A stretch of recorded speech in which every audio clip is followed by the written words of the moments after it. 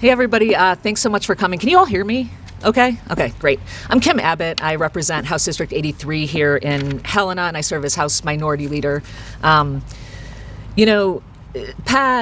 and Mary and I are all in cycle running for office again, and we're out talking to our constituents every day on the doors, and what we're hearing about over and over again is the rising costs to live in our communities, whether it's Missoula or Bozeman or Helena.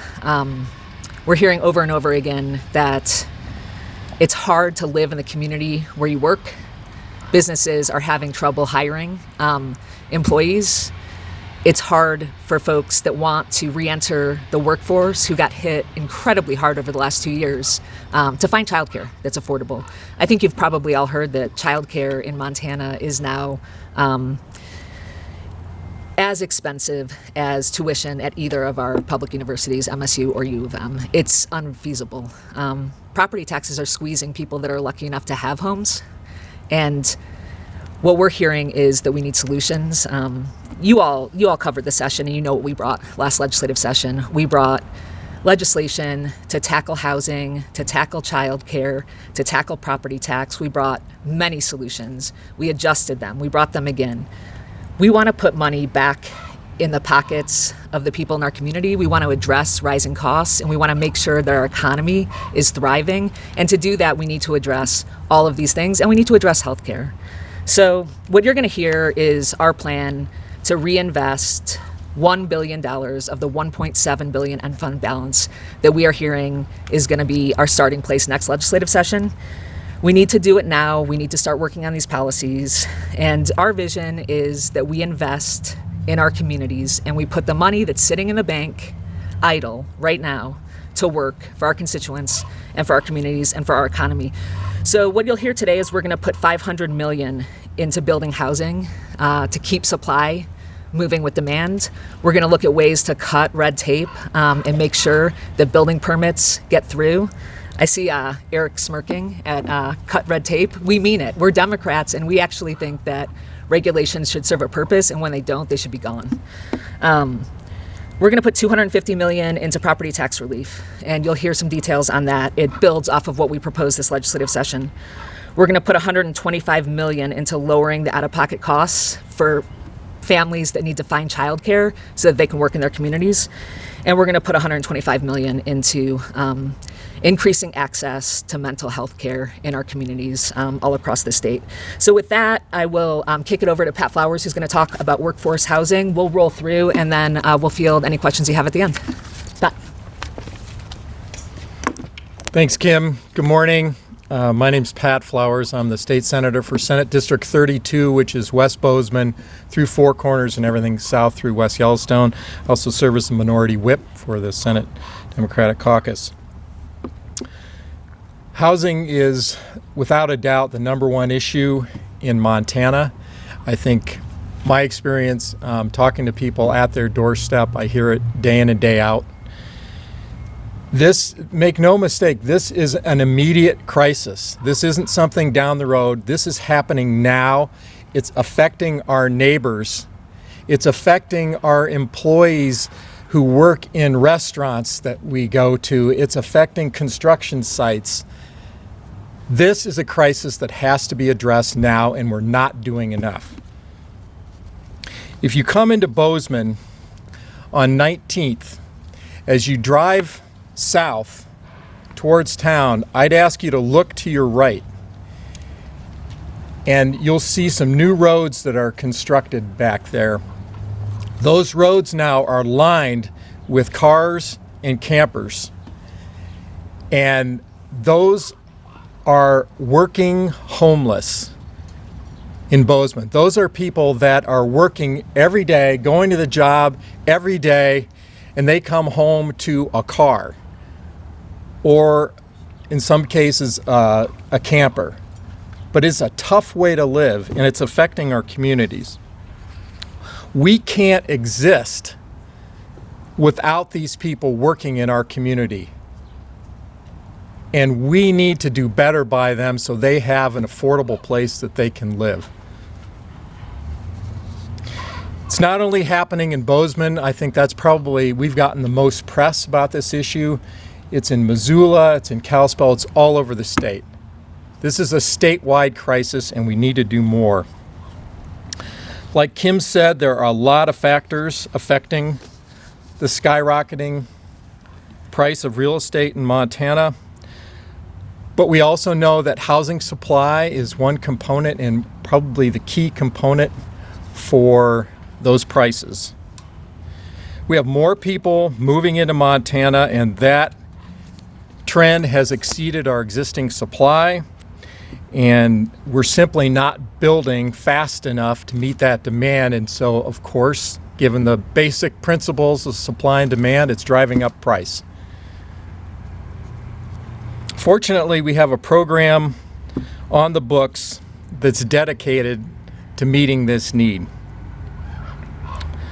In 2019, one of our caucus members, Representative Dave Fern from Whitefish, succeeded in creating the Multifamily Coal Trust Homes program, which uses coal tax trust fund dollars to provide low-interest loans to developers who build then affordable rental homes. Initially, the allocation in that program was $15 million, and we're just about through that entirely.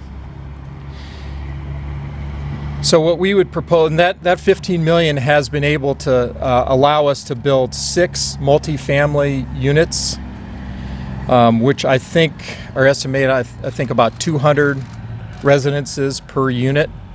So you can do the math on how many people now have affordable places to live that didn't have it before as a direct result of that program. So what we want to do is channel $500 million of our surplus into that program or something similar, and that will kind of turbocharge that effort to build more homes, more affordable homes quickly. If you do the math, 15 million provided 6 multifamily units. Extending that out or scaling that to 500 million would scale to another 200 additional multifamily units with up to 200 families in each of those units. So it's a significant step that we could take now. We've got to have not only short-term solutions for this problem, but we have to have long-term solutions and plan for a year or 2 years down the road. This problem isn't going away. It's not going away next week, next month, and not even next year. We need to have both short and long-term solutions, and this is one that we believe will address that. We've got other ideas on how to address this problem, and I think you're going to hear more. You will hear more about those as we approach the coming session. But this is today, and we need to address this problem today, and this is something that we could do directly with these surplus funds. All of us, regardless of income, should be able to afford to live where we work. That's pretty fundamental. That's how we maintain healthy working families. That's how we maintain local economies and healthy communities. If our businesses are closing, you'll see the changes that cascade from that. We've got to meet this need, and we've got to do it now. Our proposal is concrete. It's got evidence that can work, and we need to make this happen now. With that, I'll hand it off to Shannon O'Brien to talk about another component of our rising housing costs, and that is property tax. Thank you very much. Thanks, Pat. You can give me a hand. I'm Shannon O'Brien, Senate District 46. Grateful that you all are here and honored to serve. We do constantly hear about the struggle of property taxes, and we're here to talk about solutions. Pat just talked about the huge challenges that are facing folks who want to simply find a home to rent or to buy.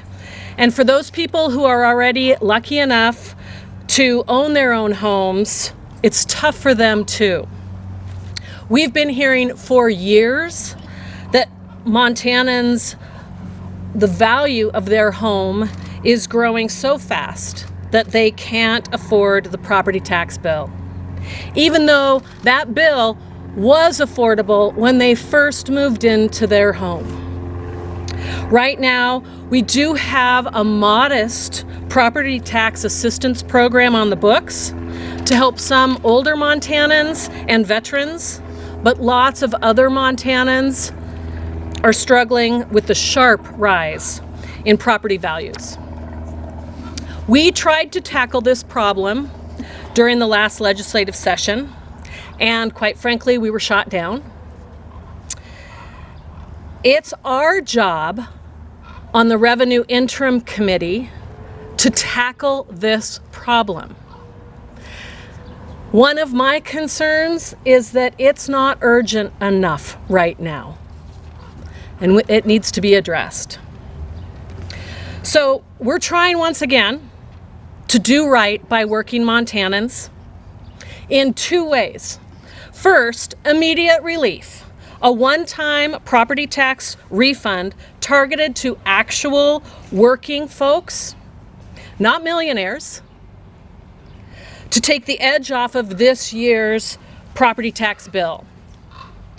Second, ongoing protection against rising property tax bills for all working Montanans. We already have a model for this. I introduced a bill last session to make sure that families' property tax bill never rises above a set percentage of their income. It's time to actually get this property tax protection in the books for our Montana working families. We have the money we need, so cost can't be an excuse anymore. Pat and I talked about our approach to tackling the housing crisis, and it is a crisis. Now I'm going to hand it over to Mary to talk about another crisis that's hitting our working families: lack of affordable childcare.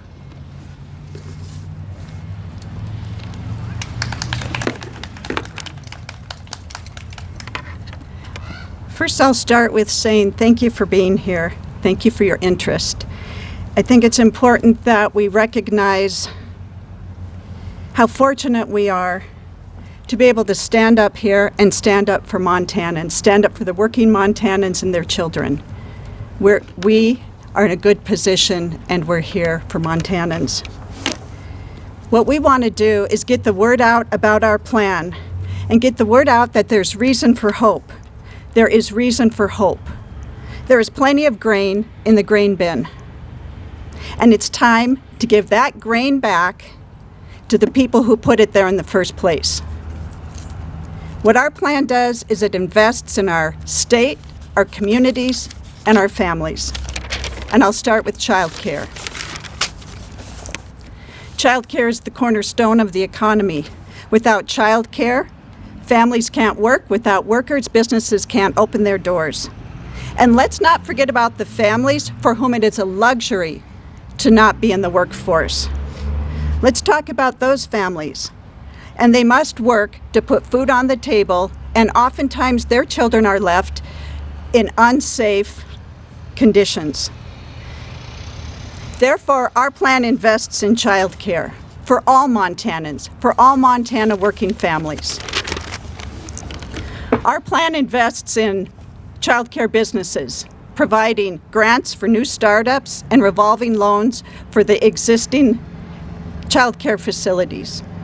It's important to expand childcare, but it's important to make these resources available for the ones who have been able to hang in there in spite of the pandemic. Second, our plan lowers the out-of-pocket costs for working families because childcare has simply become unaffordable, as you heard. And third, and very, very important, is our plan increases the wages of the workers who care for our children. Those workers earn poverty wages in most cases, an average of $11 an hour. Those workers who care for our children qualify for assistance. It's unacceptable, and our plan will change that. Second, and equally as important as all of the issues you've heard about, is mental health. Montana is currently struggling with substance use disorder and mental illness. 1 in 5 of our children who have seen the biggest impact, 1 in 5 of our children has seriously considered suicide. 2 in 5 show signs of depression. And what our plan does is it invests in services and supports in a preventive and community-based nature. Why is this important? It's important to invest in people in their own community. One of the keys to success of being in recovery for a mental illness or successfully being able to overcome substance use disorder is being surrounded by the natural supports, families, friends, staying close to your own home, not losing your home, not losing your employment. That's why community services are so important.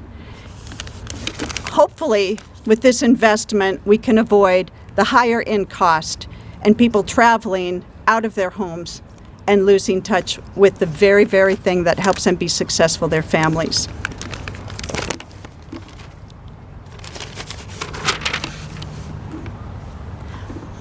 Second, we really need to remember that we had budget cuts in 2017. Our mental health and substance use disorder system was crumbled. We have never, since that point, including today when we have so much money, so much grain in the grain bin, have not invested to get that level of funding up to meet the needs of our communities. Another piece is we have seen a severe cut in school-based services for children. If a child is struggling with mental health or trauma, they simply cannot learn. And I'll end by telling you a story. One day my friend and I were driving and we saw somebody on the side of the road in Helena here with a broken down car and a flat tire. So we stopped to help him. He was a pizza delivery man and he was a father. The look in his eyes was complete and total desperation because one flat tire is a crisis to people who work hard every day to make ends meet, to put food on the table for their kids. So we said, what can we do to help? And he was so desperate and so exasperated, trying to figure out how to get his job done. He didn't have a spare. He couldn't afford a spare. It's a luxury for some people. That father, his children deserve a good education and they deserve to be taken care of in the child care while he's working so hard to make ends meet. Thank you.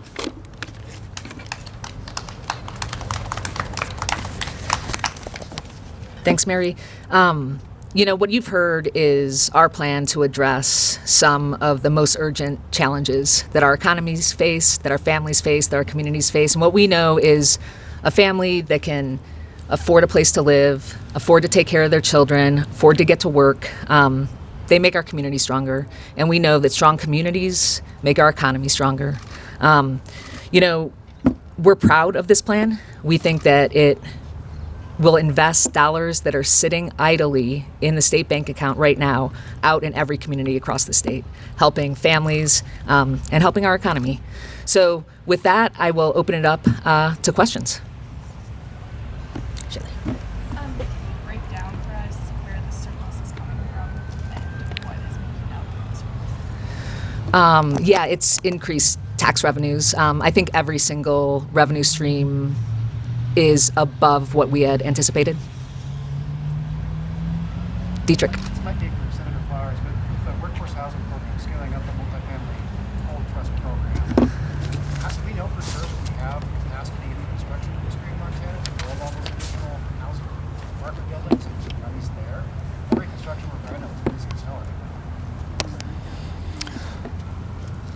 Eric, I think that's a logical question, and the reality is when money is available to build, builders will be there and ultimately materials will be there, and without the effort to initiate that, we'll see no improvement. Is that a challenge? Of course. Any business right now is facing supply chain issues, including our construction industry, and certainly that will be a part of the equation, but I don't believe it's a barrier. Thanks. I wanted to add to that the other issue, that supply chain and then the workforce. During the session, Democrats were able to secure $10 million of ARPA funds and $3 million of state funds to go directly to training. And what those training dollars were intended to do, and made clear to the legislature, was go to this untapped workforce. People who work every day but don't make enough money to make ends meet. And what it did was provided training. So then you develop the workforce for all of these jobs. Guess what happened? The money didn't go to training. We left town, like they say, ink's hardly dry on our legislation, and it's off being spent on other things. So there was training dollars to specifically help with workforce shortages, to target the people who need the jobs, and it's not there anymore. Yeah, thanks, Eric. And you'll probably recall at an ARPA commission meeting, we tried to move money directly to the construction industry and apprenticeships. So we definitely understand that we need to do workforce training and development too. Jonathan, did you have one? Yeah, obviously, as you alluded to, a lot of these things are expansions of or elaborations of things that have come up in previous sessions. Obviously, they weren't successful in previous sessions. What do you think are the chances of them going through in the next session? Yeah, that's a good question, Jonathan. Our job is to deliver solutions for our constituents and our communities, and that's what we're doing.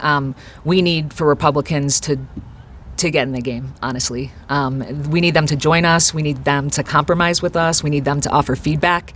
They've done nothing. And, $1.7 billion, we need to get that out in communities. Tom? Yeah, you said the problem is going on now, obviously. Are you calling for a special session to allocate this money, or is there some authority to do it? No, we're not calling for a special session. The administration has the ability to move hundreds of millions of dollars in ARPA money that hasn't moved yet, and that would address a number of these issues. What we're doing is putting together a comprehensive plan so that we can get out of the gate when the session starts, when we know that we're going to start that session with $1.7 billion in the bank. What's the dialogue been with Republicans? Has it been any? Or their governor? Yeah, that's a good question. I mean, you'll probably recall a couple weeks ago we called on the administration to move ARPA money out into the Garner community specifically, but all the impacted gateway communities. That fell on deaf ears from the administration. And, we need them to act. That's why we're here. Shidley. I have a question, I think, for Representative Caferro about one of the specific child care proposals.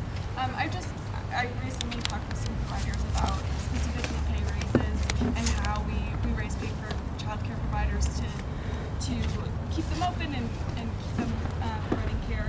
I'm curious specifically how that works, because, is it like an indefinite investment in pay raises for child care providers, or an indefinite subsidy in pay raise, or how would that work specifically? Well, I don't think it would make sense to do a one-time only investment in an ongoing need. What we're calling for today is to invest in our state, our communities, our families, and most important, in our children. Child care is essential. Think if child care centers went on strike and shut down. There wouldn't be doctors to care for us. So yes, I think it has to be an ongoing investment. And with $1.7 billion grain in the grain bin, why not? There's no reason why not. And our economy is rolling. It should roll for everybody. I wanted to ask about inflation. One of the things we're seeing in the macro level economy right now is inflation on a lot of things, not just the things we're talking about here, of course, also gas prices, all that stuff. And most economists seem to believe that that's in part because we put perhaps too much stimulus into the economy and kind of overfuel things, and now have too many dollars chasing people with goods. A big chunk of your proposal here is essentially a stimulus check for Montana. It's not a tax relief. Are you worried that could make the inflation issue worse? Eric, I think you know that inflation's a national and an international problem. We're not going to fix it in the state of Montana, and we're not going to make it worse in the state of Montana either. What this is an investment in our communities that need it to make sure people can live and work and take care of their kids. And yeah, I've seen the economists squabbling over what causes inflation. That's their job. Our job is to put money back into communities.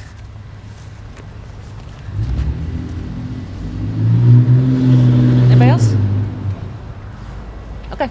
Well, thanks for coming, you guys. Really appreciate it. Oh, Jonathan. Oh, I was just going to ask, as I recall from the last Revenue Committee meeting that I heard, it was thought that potentially, as in mention of inflation, that you may see costs going up, so it may be potentially this level of surplus may not be something that lasts potentially as long time. And I was wondering if that has any impact on how you are looking at what maybe to do with that. Do you want to take that, Mary? You got it. Okay. Unless you don't want to do it. Oh no, I thought you were jumping at it. I'm just talking to myself. Yeah, so tax revenues have been steady month after month after month. Some of this is a one-time only investment. Some of this will be ongoing. And no, we're not worried about that with what we've seen for the last year in revenue estimates.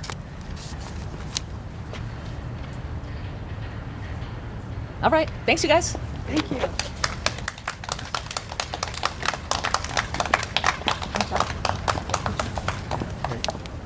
Yeah. So if you guys want to stick around.